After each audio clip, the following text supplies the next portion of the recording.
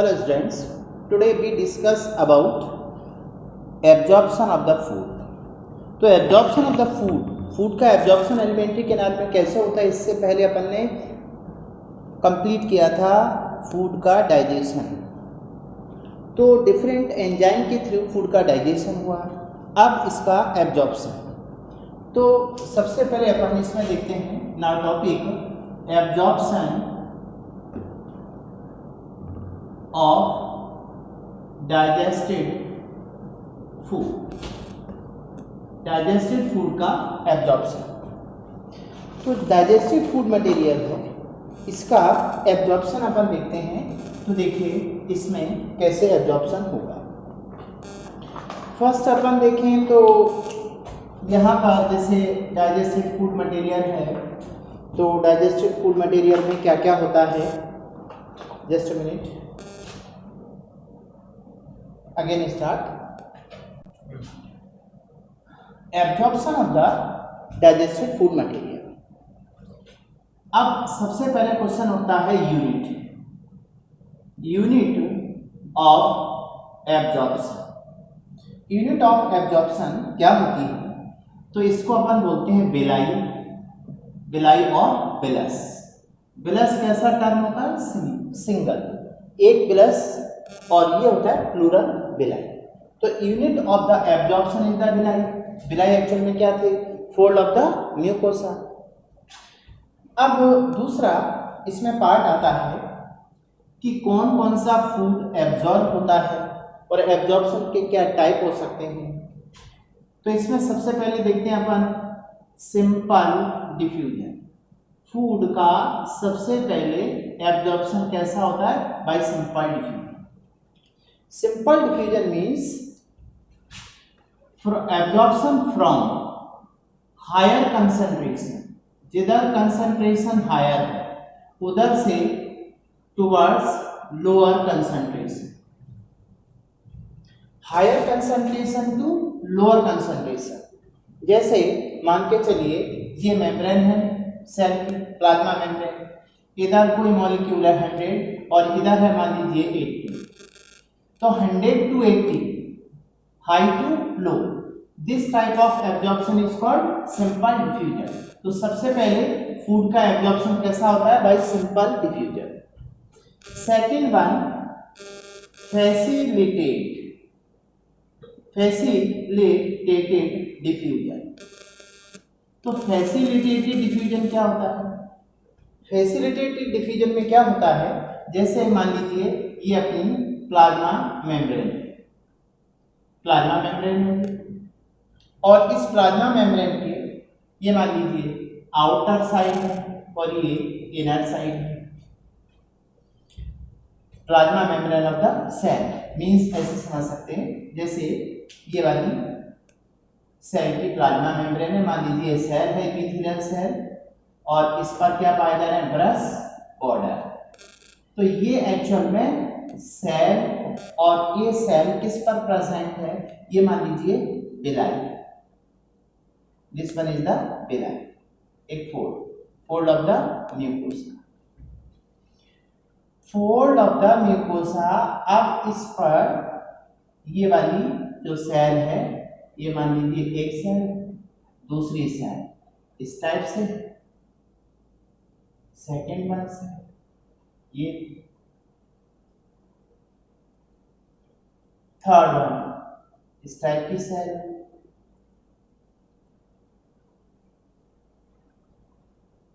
तो ये बिलाई की सरफेस पर सेल, एपिथेलियल सेल, ये इनका न्यूक्लियस है।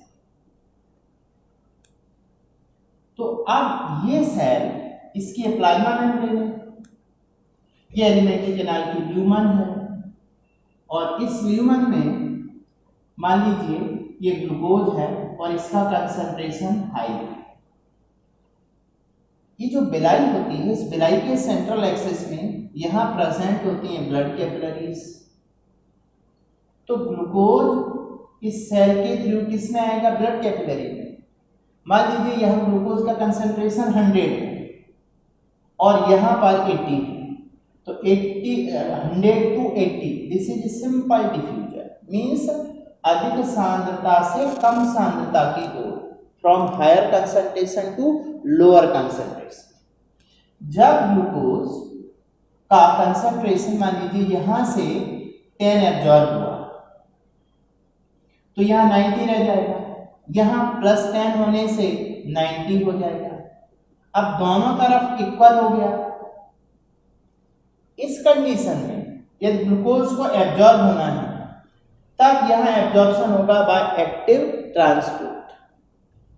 एक्टिव ट्रांसपोर्ट में क्या होगा, जैसे मान लीजिए सबसे पहले तो अपन फैसिलिटेटेड डिफ्यूजन देख लें, ये क्या होता है।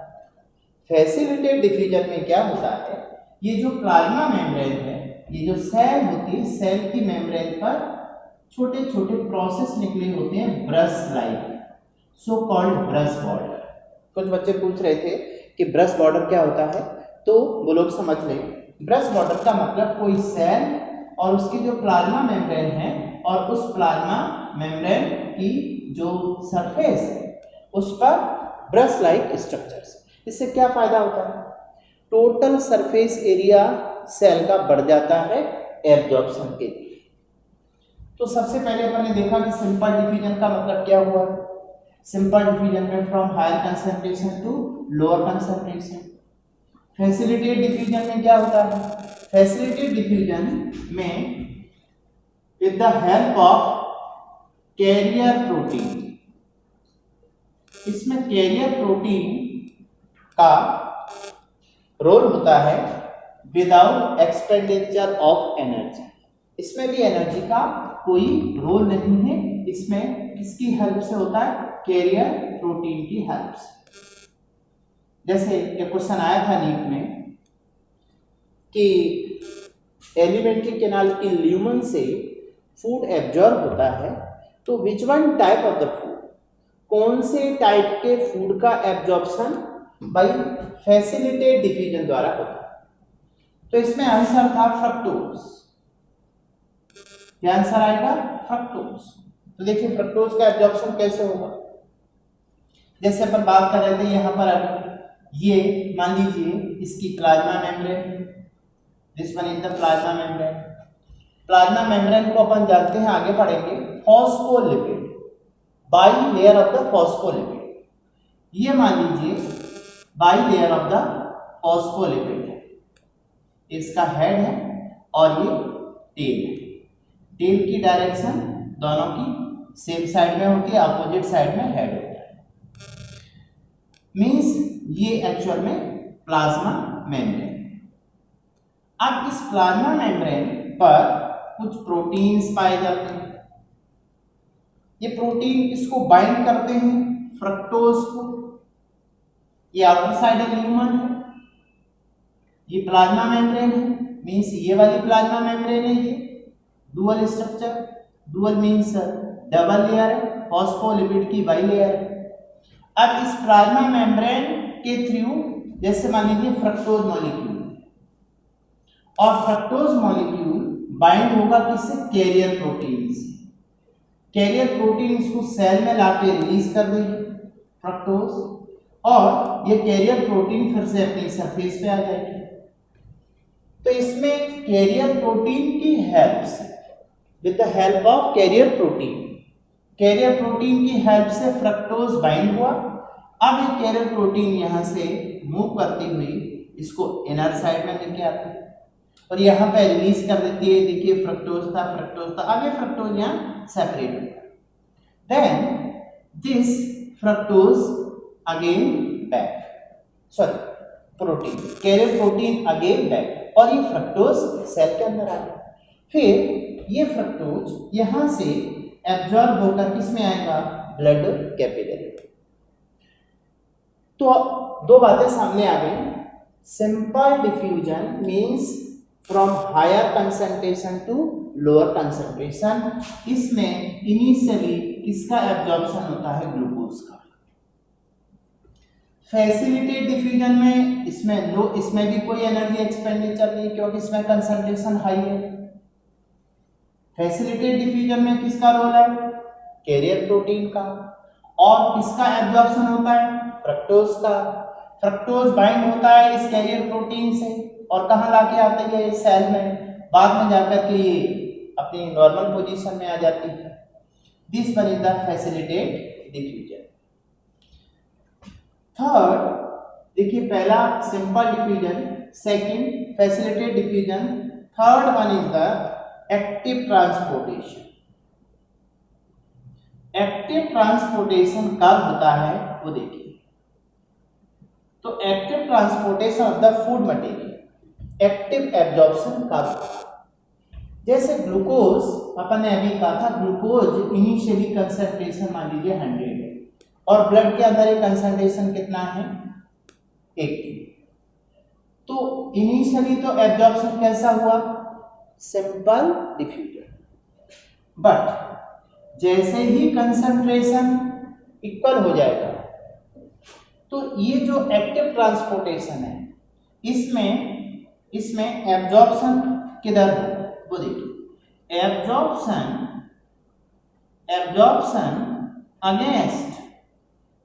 Against concentration gradient.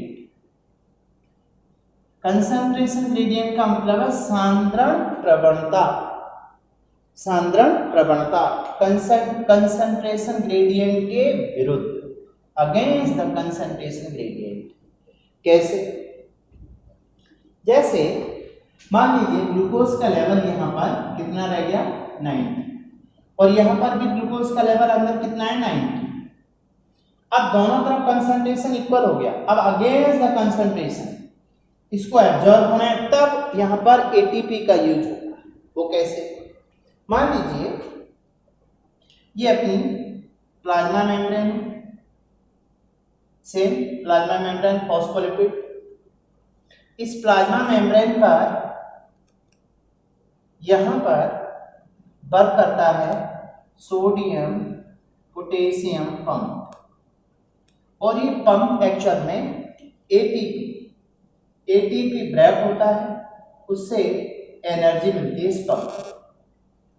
जब ये पंप एक्टिव रहता है तो इस पंप के थ्रू 3 सोडियम आयन और 2 पोटेशियम आयन का ट्रांसपोर्टेशन मींस ये एब्जॉर्ब होती है।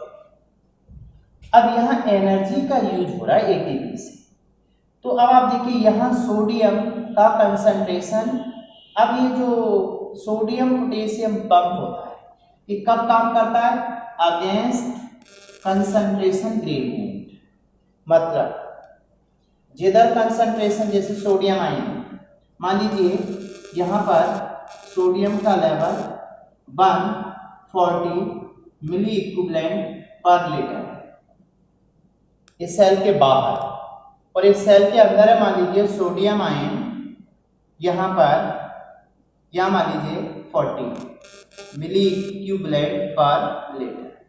तो यहाँ पे सोडियम कंसंट्रेशन कम है, यहाँ ज्यादा है, तो यदि सिंपल डिफ्यूजन हुआ तो 140 से 40 की तरफ आएगा सोडियम, बट यहाँ पर अगेंस्ट कंसंट्रेशन ग्रेडियंट हो रहा है, मींस कंसंट्रेशन के अगेंस्ट में मतलब ये है कि जिधर सोडियम आयन ज्यादा था उस साइड में अपन को सोडियम पंप करना पड़ा, तो इसमें क्या होगा, एनर्जी एक्सपेंडिचर होगा, मींस एटीपी का यूज होगा।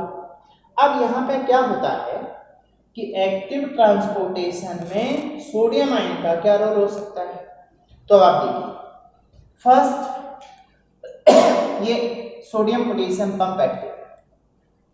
अब क्या होगा कि जैसे अपन यहीं पे इसकी आगे बात करते हैं, ये सोडियम पोटेशियम पंप एक्टिव है यहाँ पर, और यहाँ सोडियम पोटेशियम पंप की हेल्प से अब जो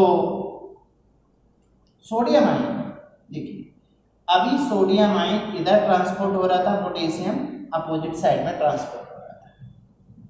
अब क्या होगा, सोडियम आयन अपन ट्रांसपोर्ट करेंगे तो सोडियम आयन के साथ में ग्लूकोज का ट्रांसपोर्टेशन होता है। जैसे मान के चले अपन, जैसे एक टर्म देते हैं यहाँ पर जैसे ग्लूकोज, सोडियम इस डायरेक्शन में आ रहा है और सोडियम के साथ सेम डायरेक्शन में ग्लूकोज आ रहा है। जब दो डिफरेंट आयन की direction, movement of direction same हो, तो this type of absorption is called symport और को-ट्रांसपोर्ट। सिम्पोर्ट और को-ट्रांसपोर्ट, पहले अपन इन चीजों को समझ लीजिए।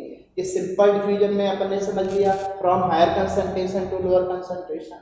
फैसिलिटेट डिफ्यूजन में कैरियर प्रोटीन की हेल्प से फ्रक्टोज का एब्जॉर्प्शन होता है, इसमें भी एटीपी का कोई रोल नहीं है। एक्टिव ट्रांसपोर्टेशन वो होता है जिसमें एटीपी एक्सपेंडिचर होगा, एटीपी खर्च होगा, और वो एटीपी खर्च होता है तो यहाँ पर कौन सा पंप एक्टिव रहता है? सोडियम पोटेशियम पंप इस प्लाज्मा मेम्ब्रेन पर। सोडियम पोटेशियम पंप किसके अगेंस्ट काम करता है? सांद्रण प्रवणता against the concentration gradient, means जिधर कंसंट्रेशन ज्यादा होता है उसी डायरेक्शन में वो ट्रांसपोर्ट कर सकता है एटीपी की हेल्प से, क्योंकि एनर्जी मिल जाती है।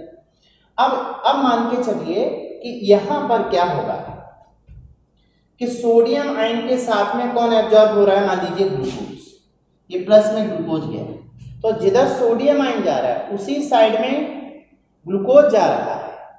तो अब इस ग्लूकोज को एब्जॉर्ब करने में अपन ने किसकी हेल्प ली है? सोडियम आयन की। और सोडियम पंप होता है by the ATP, means sodium potassium pump के थ्रू सोडियम जा सकता है, और वो पंप कब एक्टिव रहता है? जब एटीपी खर्च होता है। तो अब इसके साथ में क्या साथ में आया? एब्जॉर्ब होके ग्लूकोज। इसलिए अपन कहते हैं कि अपने एलिमेंट्री कैनाल की जो म्यूकस मेम्ब्रेन है, उस म्यूकस मेम्ब्रेन पर electrolytic balance, electrolytic balance means sodium ion, chloride ion.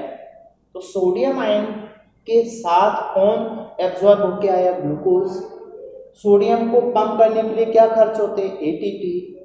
तो इस कंडीशन में क्या होगा कि जो सोडियम है और ग्लूकोज है ये सेम डायरेक्शन में आया। This type of absorption is called symport और को-ट्रांसपोर्ट। अब यहां पे अपन ये देखते हैं कि इस ट्रांसपोर्टेशन में अब कौन कौन से सब्सटेंस का एब्जॉर्प्शन कहां कहां होता है।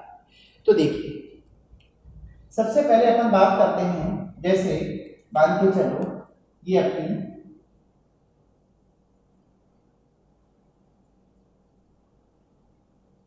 इपिथेलियम, इपिथेलियम ऑफ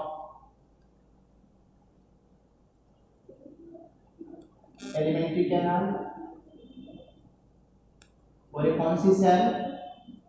बोलो, ये कौन सी सेल है? Brush border corner cell. इस साइड में क्या है? Lumen of gut, gut means alimentary canal. ये कौन सी सेल है? Epithelial cell.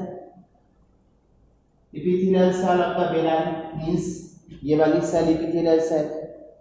अब इस बेलाई के अंदर अपन स्ट्रक्चर देखा था, ये तो ब्लड कैपिलरी, ब्लड कैपिलरी के अलावा इसमें एक और होती है लिम्फ कैपिलरी।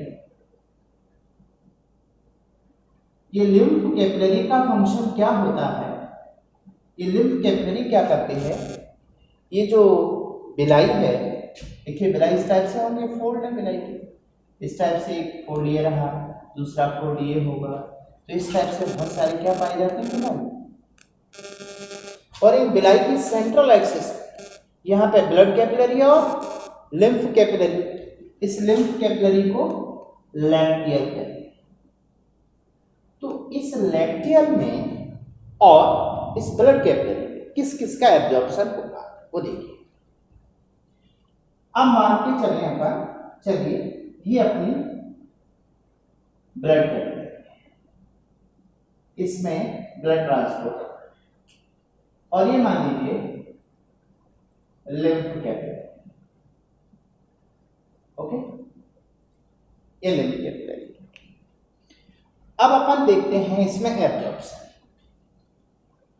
ये जो पार्ट है यहाँ पर, वो देखिए यहाँ पर ये कैसे काम करता है, इस पार्ट को थोड़ा केयरफुली अपन को समझना है, ठीक है।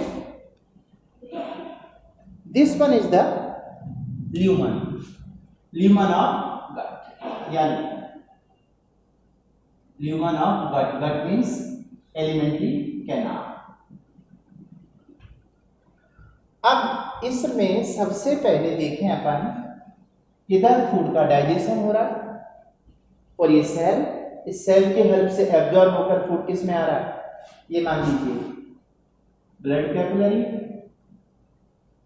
और ये लिम्फ कैपिलरी लैक्टिक, ठीक।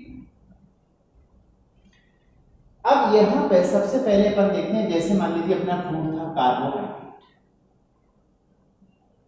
तो कार्बोहाइड्रेट का अपन डाइजेशन देखा था। कार्बोहाइड्रेट का डाइजेशन होने से क्या क्या बनता है, ग्लूकोज बनता है, और क्या बनता है, गैलेक्टोज, और क्या बना है, फ्रक्टोज, ठीक। फाइनली ये कॉम्प्लेक्स फूड है, ये सिंपल फूड है आफ्टर डाइजेशन। अब आफ्टर डाइजेशन में जैसे ग्लूकोज, तो ग्लूकोज सबसे पहले इस सेल में एब्जॉर्ब हुआ और इस सेल से किस में आ गया, blood capillary.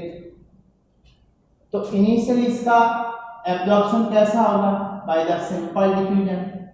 Simple diffusion means, simple diffusion से मतलब था कंसंट्रेशन हाई है इधर कंसंट्रेशन लो है, तो from higher concentration to lower concentration initial. But बाद में जब इसका कंसंट्रेशन लो हो जाता है, तो कंसंट्रेशन लो होने के बाद फिर इसका एब्जॉर्प्शन कैसा होता है, एक्टिव। तो initially by simple diffusion same glucose भी होगा, मींस गैलेक्टोज, फ्रक्टोज एब्जॉर्ब हुआ पहले सेल में और फिर उसके बाद एब्जॉर्ब होकर ये कहाँ गया, ब्लड कैपिलरी। तो यहाँ पर इसका एब्जॉर्प्शन कैसा हुआ, फैसिलिटेटेड डिफ्यूजन, ये फैसिलिटेटेड डिफ्यूजन। उसके बाद में जब ग्लूकोज का कंसंट्रेशन लो हो गया, मीन्स यहाँ पे कंसंट्रेशन ग्लूकोज का क्या हो गया, लो लिख देते हैं अपन, ग्लूकोज कंसंट्रेशन लो। अब ऐसे में यहां पर with the help of sodium ion की हेल्प से इसका एब्जॉर्प्शन कैसा होगा, एक्टिव ट्रांसपोर्टेशन, इसका एक्टिव एब्जॉर्प्शन होगा। अभी अपन ने क्लियर किया था, एक्टिव एब्जॉर्प्शन ग्लूकोज का सोडियम की हेल्प से, इसलिए सोडियम आयन का बहुत इंपॉर्टेंट रोल होता है ग्लूकोज के एब्जॉर्प्शन। अब दूसरा अपना फूड है, मान लीजिए protein. After digestion protein convert into levo amino acid and dextro amino acid. तो जो लीवो अमीनो एसिड, इनका एब्जॉर्प्शन होता है बाय एक्टिव, और जो डी अमीनो एसिड होते हैं इनका एब्जॉर्प्शन होता है पैसिव। थोड़ा सा याद रखना पड़ेगा, levo amino acid by active transportation, और एक्टिव ट्रांसपोर्टेशन के थ्रू सेल, और सेल के थ्रू किस में आते हैं, ब्लड में। सेम कंडीशन यहाँ पर है, ये एब्जॉर्ब होकर सेल के थ्रू किस में आया, ब्लड में। तो आप देखते जा रहे धीरे धीरे इस ब्लड में न्यूट्रिएंट्स का कंसंट्रेशन बढ़ता जा रहा है। प्रोटीन के बाद में देखिए कार्बोहाइड्रेट का डाइजेशन हुआ, प्रोटीन का डाइजेशन हुआ, अमीनो एसिड बना। अब आता है फैट। तो फैट का जो डाइजेशन, और बेसिकली कौन से फैट का डाइजेशन होता है, इमल्सिफाइड फैट, इमल्सिफाइड फैट। और फैट, इमल्सिफाइड फैट मींस, और इमल्सिफाइड फैट बना किससे था, फैट से, और इस फैट पर किसने काम किया था, बाइल जूस। बाइल जूस के अंदर अब ये जो इमल्सिफाइड फैट है, इस इमल्सिफाइड फैट पर काम करता है लाइपेज। ये लाइपेज एक तो अपना इंटेस्टिनल लाइपेज है और एक था पेंक्रियाटिक लाइपेज। तो with the help of lipase emulsified fat convert into fatty acid. Fatty acid और मोनोग्लिसराइड में कन्वर्ट हो जाएगा, फैटी एसिड एंड ग्लिसरॉल। अब ये जो फैटी एसिड है, इस फैटी एसिड का जो एब्जॉर्प्शन है वो बहुत इंपॉर्टेंट है। फैटी एसिड की बात अपन करें तो ये जो फैटी एसिड है ये होते हैं hydrophobic, means water insoluble, water insoluble होता है। तो अब ये वाटर के साथ एब्जॉर्ब नहीं हो सकता, तो इसका एब्जॉर्प्शन फिर कैसे हो वो देखिए। फैटी एसिड यहां पर हाइड्रोफिलिक, जो हाइड्रोफोबिक मीन्स फोबिया, ये पानी से डरता है, पानी के साथ एब्जॉर्ब नहीं होता। तो जो बाइल जूस है, इस बाइल जूस में बाइल सॉल्ट्स प्रेजेंट होते हैं। Bile salt organic and inorganic. Organic and inorganic bile salt में जो सोडियम ग्लाइकोकोलेट एंड सोडियम टोरोकोलेट, ये अपन ने पहले कहा था। तो जो बाइल सॉल्ट है, इस बाइल सॉल्ट की अपन बात करें तो बाइल सॉल्ट एक्चुअल में इस टाइप का स्ट्रक्चर है।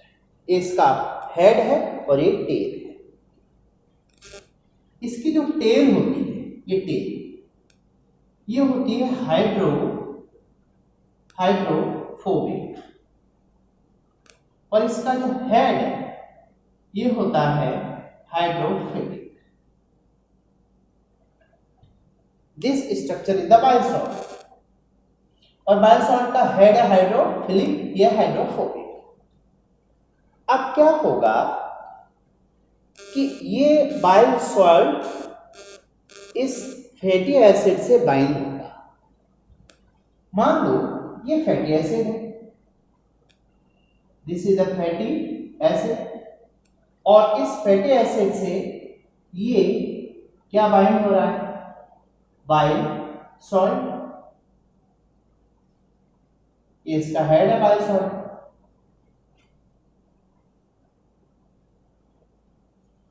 Fatty absorption important. Fatty acid अब ये ल्यूमन में पड़ा हुआ है, इसका एब्जॉर्प्शन होना है कहां, इस सेल और सेल के थ्रू ब्लड या फिर लैक्टियल, तो लैक्टियल में जाएगा। ये बाइल सॉल्ट है, ये फैटी एसिड है। तो सबसे पहला स्टेप ये होता है bile salt surround to the fatty acid. अब ऐसा एक जो स्ट्रक्चर बनता है इसको बोलते हैं micelles. This structure is called micelles. अब ये जो मिसल्स है, या देखिए, ये मान लीजिए अपनी ब्रश बॉर्डर सेल, ये वाली सेल को अपन थोड़ा सा यहां तक बड़ा बना देते हैं। इस सेल में माइसिन एब्जॉर्ब होके जाएगा। तो अब ये जो माइसिन था, इस माइसिन का सबसे पहले इस प्लाज्मा मेम्ब्रेन की जो सरफेस है, इस सरफेस के थ्रू ये देखिए ये फैटी एसिड और ये स्ट्रक्चर जो है वो क्या है, माइसिन।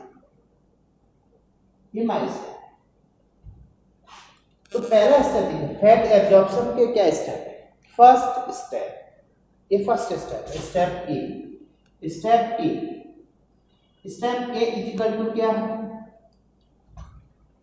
Bile salt surround to fatty acid, and second step में फिर क्या हुआ, फॉर्मेशन ऑफ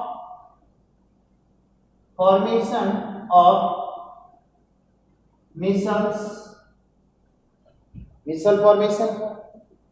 थर्ड स्टेप देखिए, थर्ड स्टेप क्या है, थर्ड स्टेप ये है, ये वाला थर्ड स्टेप,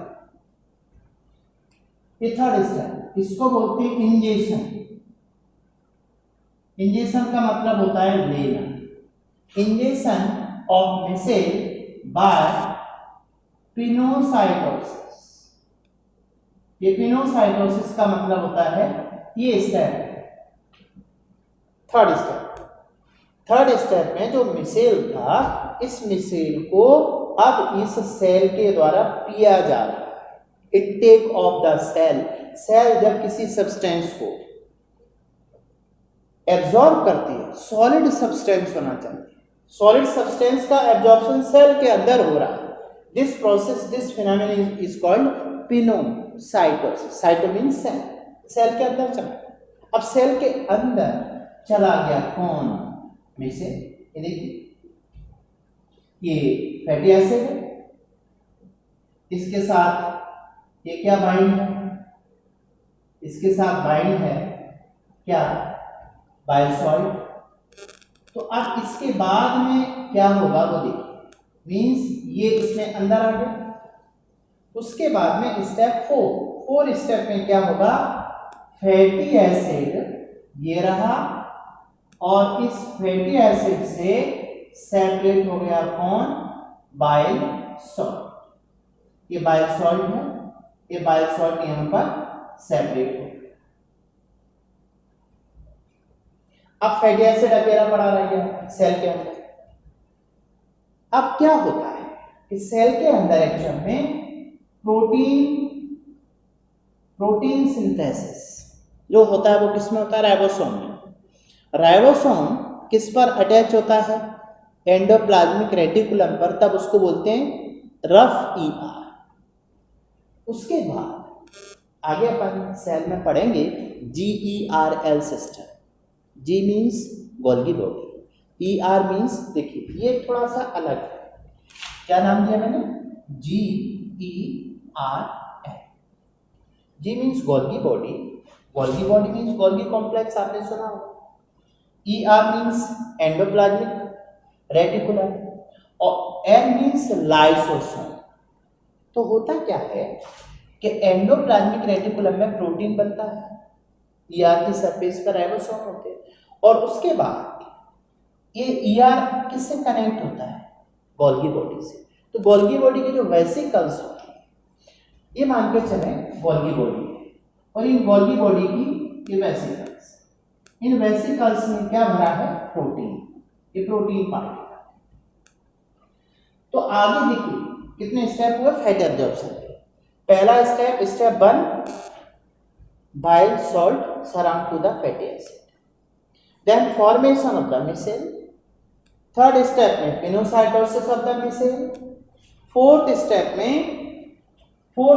ये है, ये fourth step, step D. Step D क्या है, स्टेप डी है सेपरेशन। देखिए, separation of bile salt from fatty acid. ये fourth step, bile salt separate from fatty acid. अब फैटी एसिड सेल के अंदर है गया, जो एपिथेलियल सेल।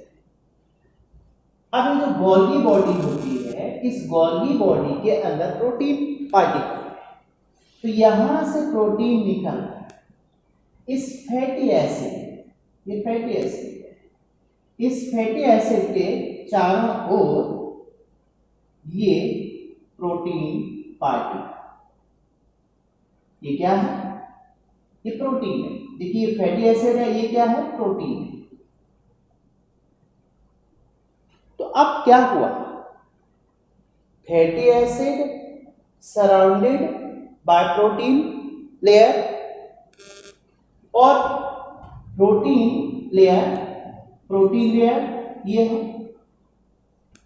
तो अब ये जो स्ट्रक्चर है protein layer means fatty acid plus protein layer, इन दोनों को मिला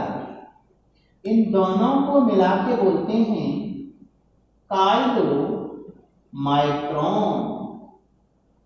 मोस्ट इंपॉर्टेंट स्ट्रक्चर तैयार हो गया, काइलो माइक्रोन। ध्यान दीजिए,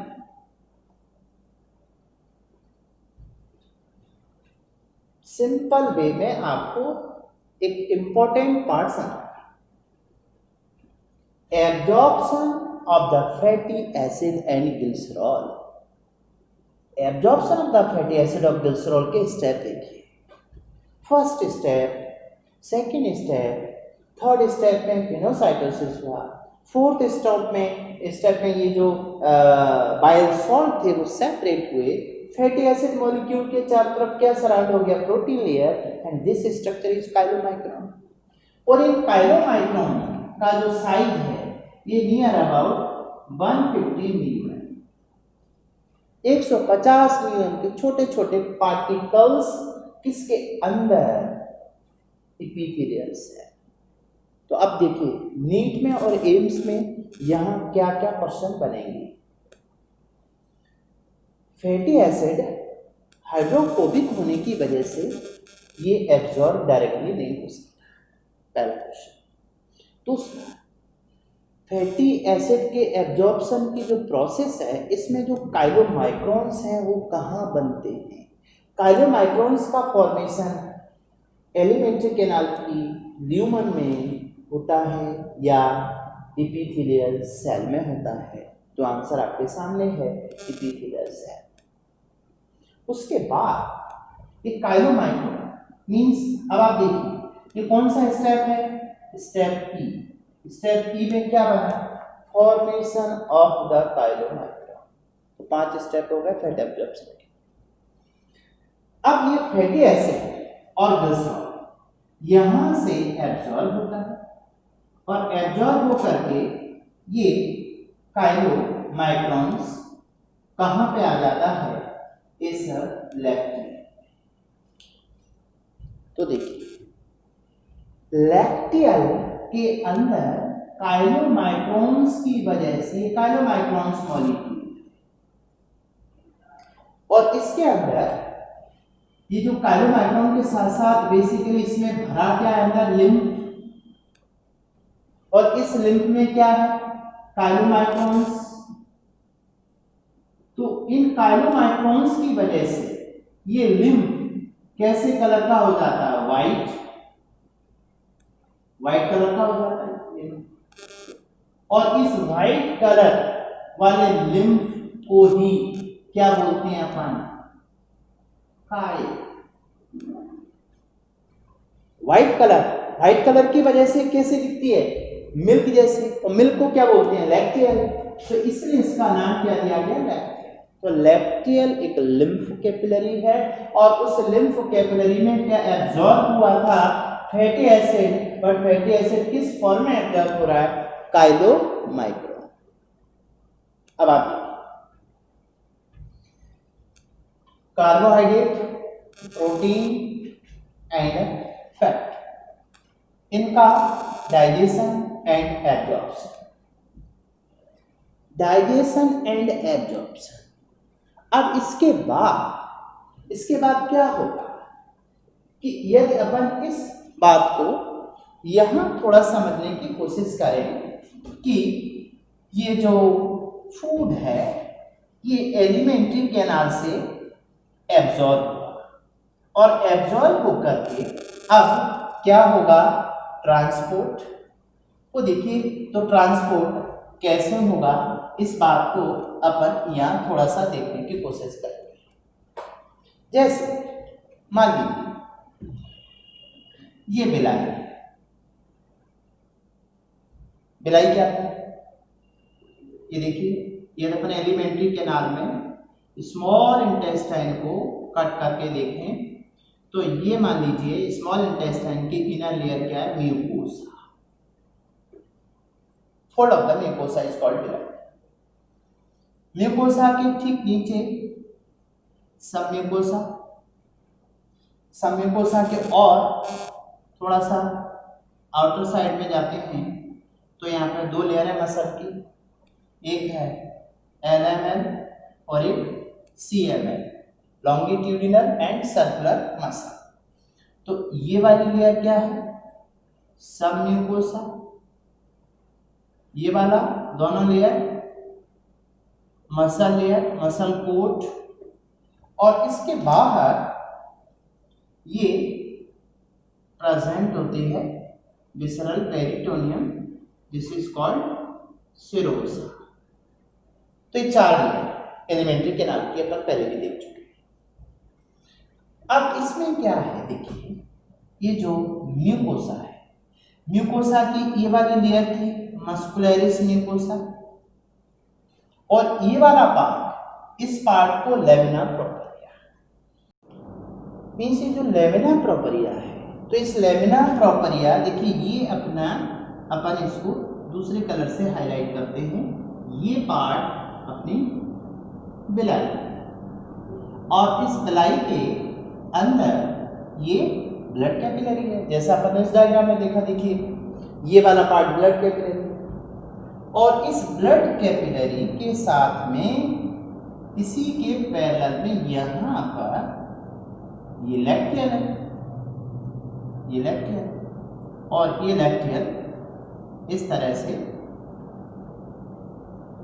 यहां बात करें अपन, अब आप देखिए ये पार्ट इतना इतना लैक्टियल मीन्स ये लिम्फ वेसल है, और ये ल्यूमन। तो अब इसमें अपन देखें कि जैसे ग्लूकोज है, ग्लूकोज एब्जॉर्ब होकर इसमें आएगा इनिशियली बाय द सिम्पाइंडिफिकेशन, उसके बाद में एक्टिव ट्रांसपोर्टेशन के थ्रू आएगा with the help of sodium.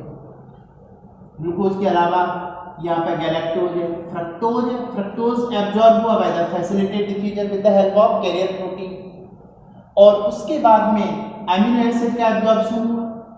Amino acid में अपन ने बात की थी दो टाइप से, जो L अमीनो एसिड है उसका एक्टिव, और D अमीनो एसिड है उसका पैसिव एब्जॉर्प्शन हुआ। फैटी एसिड का एब्जॉर्प्शन हुआ, तो फैटी एसिड, ये जो फैटी एसिड है इसके एब्जॉर्प्शन के 5 स्टेप, उसके थ्रू फैटी एसिड यहाँ आ गया इस लैक्टियल के अंदर।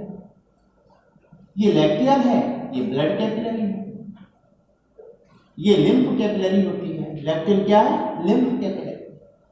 अब फूड मटेरियल एलिमेंट्री कैनाल से एब्जॉर्ब होकर के फूड मटेरियल, अब देखिए यहां पर, ये देखिए डायरेक्शन इधर, डायरेक्शन ऑफ ब्लड मान, और ये डायरेक्शन ऑफ लिम्फ। अब ये दोनों वेसल जो एलिमेंट्री कैनाल की ल्यूमन से ब्लड एब्जॉर्ब करके लाएंगे, तो अब क्या होगा, ये जो ब्लड कैपिलरी है, ये blood capillary with the help of hepatic portal vein, means ये hepatic portal vein में ओपन, और hepatic portal vein इस फूड को कहाँ लेके आएगी? In the liver. इमेजिन कीजिए यहाँ पे एब्जॉर्ब होने वाला ग्लूकोज इस रूट से लिवर में आ गया, और लिवर में लेके कौन आता है? हेपेटिक पोर्टल वेन, अपन ने लिवर के स्ट्रक्चर में पढ़ा था। तो हेपेटिक पोर्टल वेन के थ्रू, हेपेटिक पोर्टल वेन में largest amount of the nutrients पाई जाती है, अपन पहले देख चुके हैं। हेपेटिक पोर्टल वेन किस किस के बीच में कनेक्ट होगी? Alimentary canal and liver. Excess of glucose है तो इस लिवर में वो कन्वर्ट होता है किसमें? Glycogen. This is called assimilation. Digestion, absorption and assimilation. Assimilation का मतलब है formation of food inside cell. तो एक्सेस ऑफ ग्लूकोज है तो लिवर में ग्लाइकोजन फॉर्मेशन हो जाएगा। एक्सेस ऑफ फैटी एसिड है तो फैट में स्टोर हो जाएगा लिवर के अंदर। एक्सेस ऑफ अमीनो एसिड है तो उसका डीएमिनेशन होगा लिवर में। So liver is the chemical industry of the body, और इस लिवर से फूड कलेक्ट होता है बाय द हेपेटिक वेन। अपन ने लिवर के स्ट्रक्चर में देख लीजिए, पूरा एक लिवर का हिस्टोलॉजी का डायग्राम बहुत इंपॉर्टेंट है। ये जो पिछले डायग्राम आपको दिए गए हैं उनमें हर एक लेक्चर को, जब भी कोई लेक्चर समझ नहीं आता है तो पीछे वाले लेक्चर्स में जाइए, और जो बच्चे थोड़ा सा कम समझ पाते हैं, मान लीजिए just 10th pass out 11th coming है, तो वो बच्चे थोड़ा सा धीरे धीरे उनको ये इतना डिटेल समझ आने लगेगा। और कुछ उसमें समझ में नहीं आता है तो बहुत जल्दी ही आता है, बहुत जल्दी इस पर अपन आगे लाइव क्लासेस स्टार्ट करेंगे। तो हेपेटिक वेन के थ्रू ये कहाँ जाएगा, हार्ट में, हार्ट के राइट एट्रिया में जाएगा। तो इस तरह से पूरी बॉडी को ब्लड सप्लाई हो गया। दूसरा जो लैक्टियल है, ये लैक्टियल एक्शन में देखिए क्या होता है। ये लैक्टियल आगे बताएंगे अपन, इस सर्कुलेटरी सिस्टम का पार्ट है। ये खुलती है, ये सप्लाई करती है सिस्टर्ना काइली,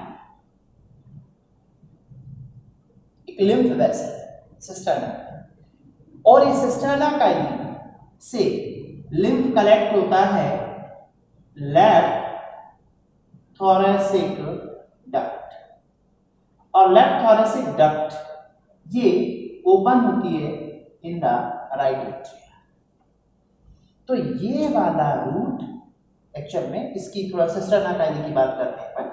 जैसे ये ह्यूमन बॉडी है और इस ह्यूमन बॉडी में ये डायफ्राम है, इस डायफ्राम के नीचे यहाँ सिस्टर्ना काइली है, ये एलिमेंट्री कैनाल है, यहाँ से लैक्टियल के थ्रू एब्जॉर्ब हुआ था और ये किसमें ओपन हुआ, इन द लैक्टियल। यहाँ से लेफ्ट थोरेसिक डक्ट एब्डोमेन से थोरेसिक कैविटी में आती है और ओपन होती है इन द राइट एट्रिया। तो ये रूट किसका है, फैट वाले पोर्शन का, मीन्स काइलोमाइक्रॉन्स, काइल मीन्स इस रूट पर क्या आ रहा होगा, काइल। और हेपेटिक पोर्टल वेन को लेके क्वेश्चन बना, इसमें largest amount of nutrients, largest amount of nutrient किसमें पाया जाएगा, हेपेटिक पोर्टल वेन में, क्योंकि सारा फूड एब्जॉर्ब हो गया है। यार एक्सेस ऑफ अमीनो एसिड है तो लिवर में डीएमिनेशन हुआ और क्या बना था, यूरिया। तो urea first of all collect bye the hepatic when.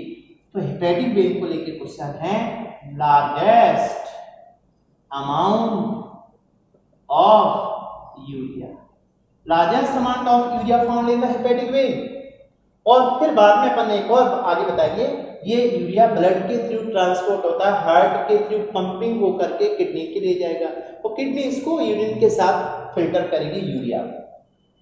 तो least amount of the urea in the renal vein, जो किडनी से ब्लड कलेक्ट करती है।